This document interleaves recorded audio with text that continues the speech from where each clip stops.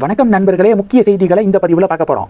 ஆத்திக் அகமது அப்படிங்கிற உத்தரப்பிரதேசத்தை சேர்ந்த ஒரு ரவுடி என்னென்ன கொடுமைகள் பண்ணியிருக்கான் அப்படிங்கிறத படத்தில் காமிச்சிருக்காங்க. துரந்தர் படத்தில் காமிச்சிருக்காங்க. படத்துடைய ஓப்பனிங் சீனே பார்த்தீங்கன்னா, இந்த ஆத்திக் அகமது போதைப் பொருட்களை நாட்டுக்குள்ள பல பகுதிகளுக்கு சப்ளை பண்ணுற ஒரு முக்கியமான ட்ரக் லீடராக இருந்திருக்கான் அப்படிங்கிறத படத்தில் காட்சிப்படுத்தியிருக்காங்க. அது மட்டும் இல்லாமல் வெப்பன் சப்ளைலையும் ஒரு முக்கியமான ஒரு புள்ளியாக இருந்திருக்கான். படத்துடைய முதல் காட்சியிலேயே இதை ரிவீல் பண்ணியிருக்காங்க. ஆத்திக் அகமது யோகி சர்க்கார் வந்ததுக்கப்புறம் கைது செய்யப்பட்டான். கைது செய்து காவல்துறை அவனை மருத்துவ பரிசோதனைக்கு அழைத்துட்டு ரிட்டன் கூட்டிகிட்டு வரும்போது பத்திரிகையாளர்கள் போர்வையில் இருந்த 2 பேர் ஆத்திக் அகமதை சுட்டு கொன்னாங்க. லோக்கல் வேர்ல்டில் சொல்லணும்னா போட்டு தள்ளாங்க. இந்த ஆத்திக் அகமது பாகிஸ்தானில் இருக்கக்கூடிய தீவிரவாதிகளோடையும் லிங்கில் இருந்திருக்கான் அப்படிங்கிறத படத்தில் காமிச்சிருக்காங்க. இப்போது இந்த ஃபஸ்ட்டு டாப்பிக்கில் எதை பற்றி தெரியுமா பேச போகிறோம்? இந்த ஆத்திக் அகமது அப்படிங்கிறவன் அவனுடைய பிரதர் பார்த்தீங்கன்னா ஒரு எலெக்ஷனில் நின்றுருக்கான். அவனை எதிர்த்து பகுஜன் சமாஜ் பார்ட்டியுடைய லீடர் ராஜுபால் அப்படிங்கிற ஒருத்தர் நின்றுருக்காரு. அந்த தேர்தலில் ஆத்திக் அகமதுடைய பிரதரை அந்த ராஜுபால் ஜெயிச்சிட்றாரு. ஆத்திக் அகமதுடைய சகோதரனை தோற்கடிச்சிட்றாரு. இதை தாங்கிக் கொள்ள முடியாத ஆத்திக் அகமது என்ன பண்ணுறான்னா ராஜுபாலை கொல்றான். ராஜுபால் கொலை செய்யப்படுறாரு. அந்த கேஸில் மாஸ்டர் மைண்ட் யார் அப்படின்னா ஆத்திக் அகமது தான் அப்படின்னு சொல்லிட்டு காவல்துறை உறுதிப்படுத்துகிறாங்க. இந்த இன்சிடெண்ட்லாம் 2005 நடந்தது. ராஜுபாலுடைய மனைவி இருக்காங்கல்ல, பூஜா பால், அவங்க சமாஜ்வாடி பார்ட்டியில் அவங்க சேர்ந்து அவங்க பணியாற்றிட்டு இருக்காங்க. இந்த பூஜா பால் 2025 போன வருஷம் சட்டப்பேரவையில் யோகி ஆதித்யநாத்துக்கு தன்னுடைய நன்றியை தெரிவிக்கிறாங்க அசம்பிளியில். காரணம் என்ன தெரியுமா? ஆத்திக் அகமதையும் ஆத்திக் அகமதுடைய கூட்டாளியையும் இவங்களுடைய அட்ராசிட்டிக்கு முற்றுப்புள்ளி வைத்ததாக யோகி ஆதித்யநாத்துக்கு தங்களுடைய நன்றியை தெரிவிக்கிறாங்க பூஜா பால். இந்த பூஜா பால் யார்? ஆத்திக் அகமதுவால் கொல்லப்பட்ட ராஜுபாலுடைய மனைவி. சமாஜ்வாடி பார்ட்டியை சேர்ந்தவங்க. சமாஜ்வாடி பார்ட்டியை சேர்ந்தவங்களாக இருந்தாலும் யோகிஜிக்கு தங்களுடைய நன்றியை தெரிவிக்கிறாங்க. சமாஜ்வாடி பார்ட்டி என்ன தெரியுமா பண்ணுச்சு? பூஜா பாலை கட்சியிலேருந்து எக்ஸ்பெல் பண்ணிருச்சு, கட்சியை விட்டு நீக்கிருச்சு. காரணம் என்னென்னா ஆன்டி பார்ட்டி ஆக்டிவிட்டீஸ் காரணமாக பூஜா பாலை கட்சியை விட்டு நீக்கிறோம் அப்படின்னு சமாஜ்வாடி பார்ட்டி சொல்லிட்டாங்க.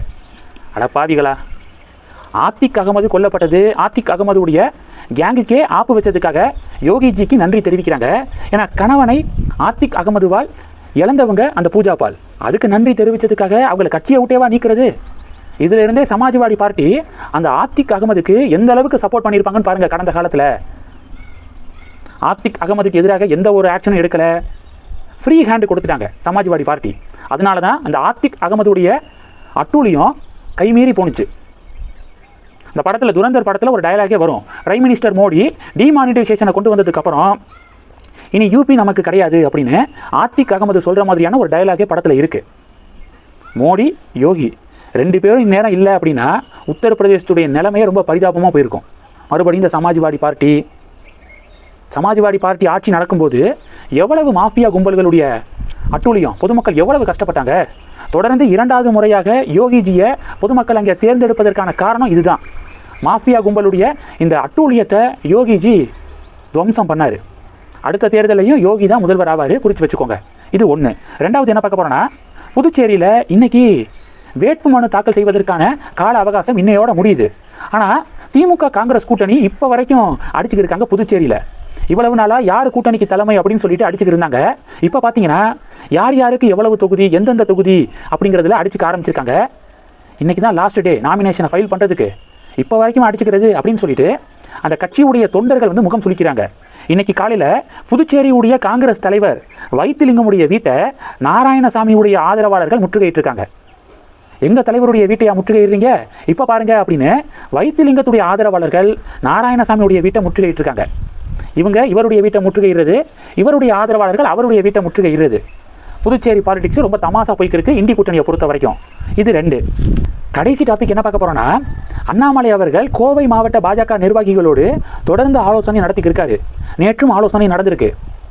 எந்த தொகுதியில் போட்டியிடுறது இது சம்பந்தமான ஆலோசனை. டெஃபினட்டாக கோவையில் ஏதோ ஒரு தொகுதியில் தான் அண்ணாமலை போட்டியிட போகிறாரு. அதனால தான் கோவை மாவட்ட பாஜக நிர்வாகிகளோட தொடர் ஆலோசனை நடத்திக்கிருக்காரு அப்படின்னு செய்திகள் கிடச்சிருக்கு. மீடியாக்கள் உருட்டிக்கு இருக்காங்க. பல்லடத்தில் அண்ணாமலை போட்டி, பழனியில் போட்டி அப்படின்னு சொல்லிட்டு உருட்டிக்கு இருக்காங்க. ஆனால் கோவை மாவட்டத்தில் ஏதோ ஒரு தொகுதியில் தான் அண்ணாமலை போட்டியிட போகிறாரு. சிங்காநல்லூராக இருக்கலாம், இல்லை கவுண்டம்பாளையமாக இருக்கலாம். வெயிட் பண்ணி பார்க்கலாம். ஆனால் எந்த தொகுதியில் போட்டிட்டாலும் இந்த வாட்டி அண்ணாமலை சட்டப்பேரவைக்குள்ளே செல்வது உறுதி, யாருனாலையும் தடுக்க முடியாது அப்படிங்கிறதான் பொலிட்டிக்கல் எக்ஸ்பர்ட்ஸ் நிறையா பேருடைய தேர்தல் நிபுணர்களுடைய ஸ்டேட்மெண்ட்டாக இருக்குது. இந்த செய்திகள் எல்லாத்தையும் பற்றி உங்களுடைய பார்வைகளை மறக்காமல் கமெண்ட் பண்ணுங்கள். தொடர்ந்து கணக்கில் இருங்க. அடுத்தடுத்து நிறையா பதிவுகளை பார்க்க போகிறோம். நன்றி.